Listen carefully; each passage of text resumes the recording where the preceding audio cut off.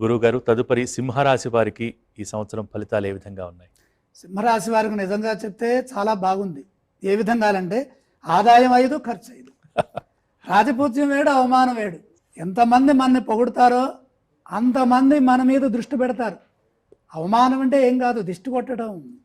మనం పైకి వస్తుంటే వాళ్ళు అయ్యో వీడు పైకి వస్తున్నాడే అనుకోవటమే అవమానం. ప్రత్యేకంగా అవమానం అవసరంలే. ఆదాయం 5, ఖర్చు 5. రాకడ ఎంత ఉందో పోకడ అంతే ఉంది, సమస్య లేదు.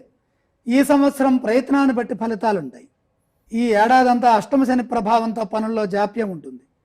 జూన్ 2 వరకు గురువు లాభస్థానంలో ఉండటం చేత మీకు ఎంతగానో అనుకూలిస్తుంది. ముఖ్య కార్యక్రమాల్లో దైవ బలం సదా దగ్గరుండి పని చేయిస్తుంది, రక్షిస్తుంది, కాపాడుతుంది. సమిష్టి నిర్ణయాలతో ఉత్తమ ఫలితాలను సాధిస్తారు. ఉద్యోగంలో కలిసొస్తుంది. వ్యాపారం లాభదాయకంగా ఉంటుంది. ఇంట్లో శుభకార్యాలు జరుగుతాయి. మిత్రుల సహాయం అందుతుంది. జూన్ నుంచి గురువు ద్వాదశ సంచారం వల్ల, రాహు సప్తమ సంచారం వల్ల దగ్గర వారితో అలాగే భాగస్వాములతో వైవాహిక పరంగా కొంత తడబాటు ఉండటానికి అవకాశం ఉంది. రాహు షష్ఠ సంచారం డిసెంబర్ తర్వాత కలుగుతుంది కాబట్టి శత్రువుల పైన సులభంగా విజయాలు సాధిస్తారు.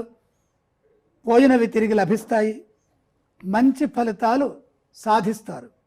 సింహరాశి వారు శనివారం శని భగవానుడికి తైలాభిషేకం చేసుకోవటం, ఈ గ్రహదోషం అంతా పోవాలి అంటే హనుమంతుణ్ణి స్మరించడం చాలా మంచిది.